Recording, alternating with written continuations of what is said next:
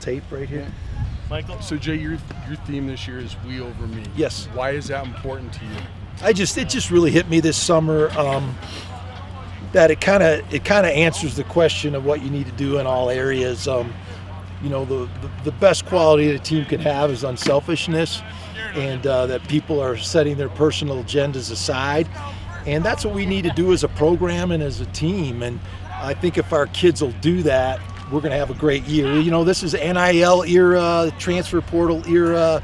There's a lot of focus on individuals, and we want the focus to be on the team, and so that's why that's our theme. What are the things that you're going to see that tells you that that's important to them as well? Just how our guys work together.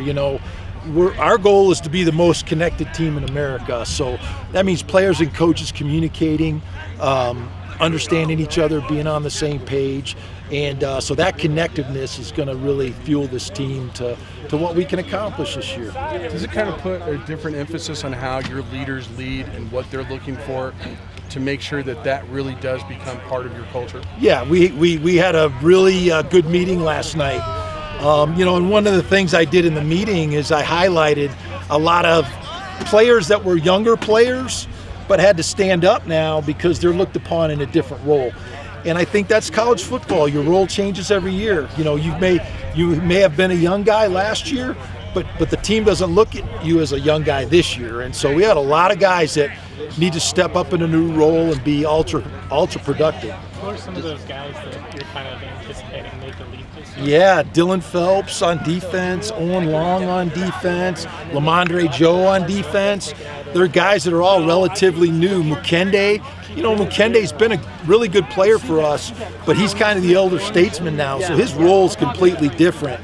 Donut on defense, Jaquez Evans, he's a new player, but he's a very experienced player, and we need him to play that way and play at a high level this year.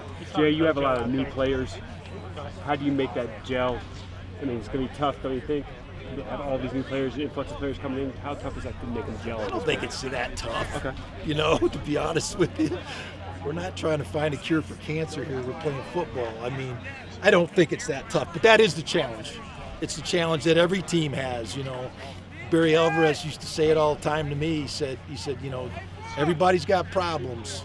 I mean, we're not the only team in college football that has a bunch of transfers that they got to get ready to play. So we want to get them ready early.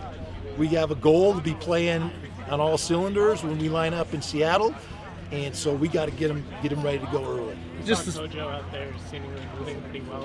What are your expectations for him? It's unbelievable, that kid. To be back on the field the way he is and getting reps. We have to be smart with him. He's not going to like what I'm going to try to do to him, but he's always fighting to be out there and getting reps. He's out there every day, and he's not quite 100% yet.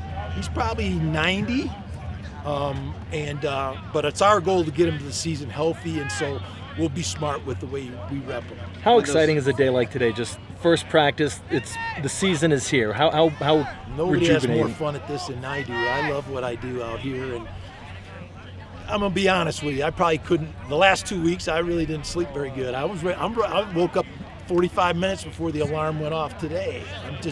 It's just that time of year. This is what we were built for.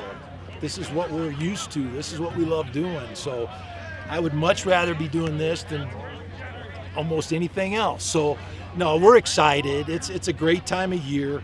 Best place in the world is to be on the practice field with our guys, and today was a good start. One of those new guys, Taj Boak, seems like he could bring a little different aspect to the offense.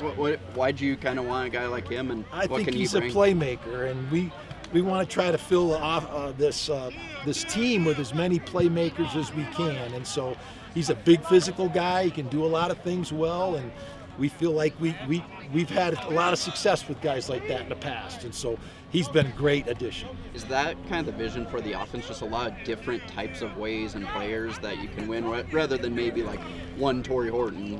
We are in an era where you got to use everybody you have, and that's just the way it is. And the way that the roster changes every year, the way that you have different players, you have to figure out how to use and squeeze every ounce out of the roster that you have.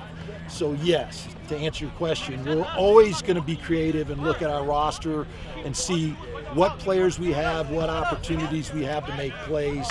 And it's just like a wet towel. It's like we're trying to squeeze every ounce of talent and production out of that group. And so Taj is part of that.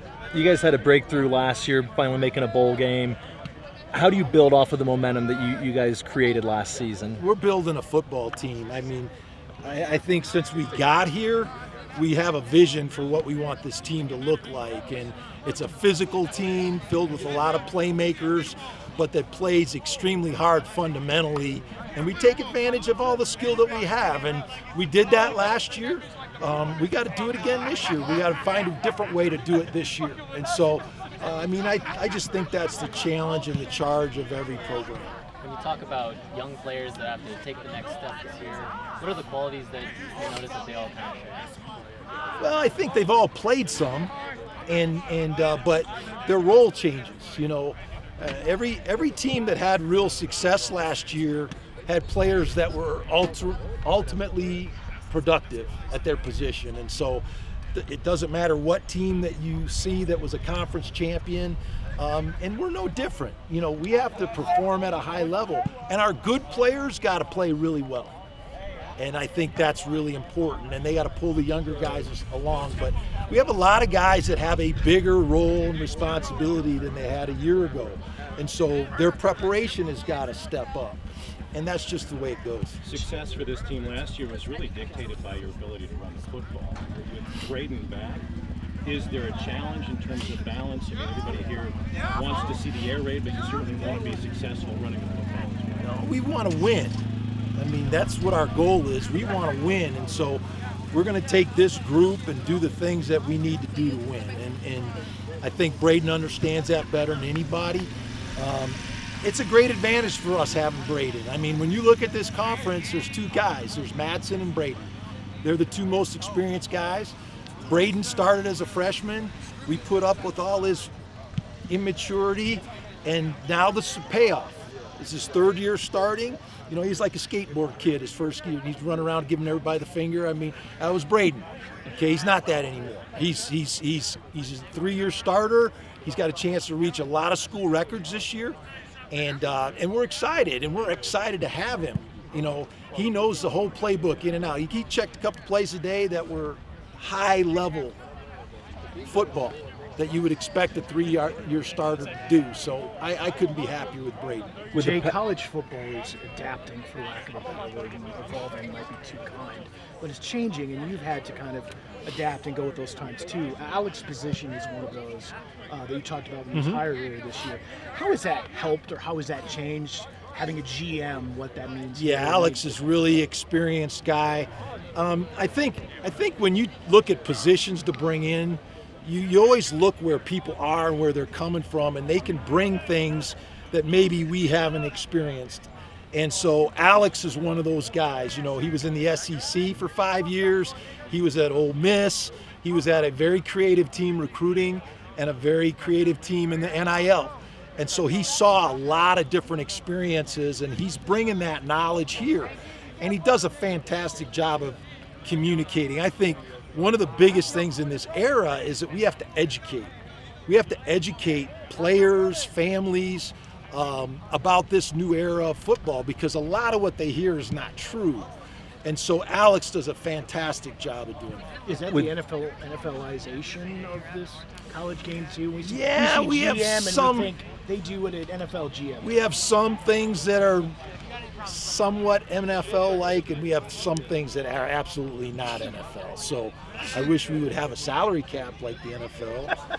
And but no, there are some things, and Kevin Colvert's been part of our program. He's been a great resource. With what they've done with the Steelers, the Steelers do it as good as anybody. So we're just really excited about Alex and his role. With the move to the Pac-12 next year, last year in the Mountain West, how much is the message about win this on your way out? Leave a mark, go out with the trophy. It's like the last dance is what it is. It's the last dance in the Mountain West. And, we watched a real good video, 2002 Colorado State Ram football team that won the Mountain West Conference. That was the first year of the Mountain West. So we started this conference with being conference champions, and our goal is to finish it that way. Thank you. Appreciate it.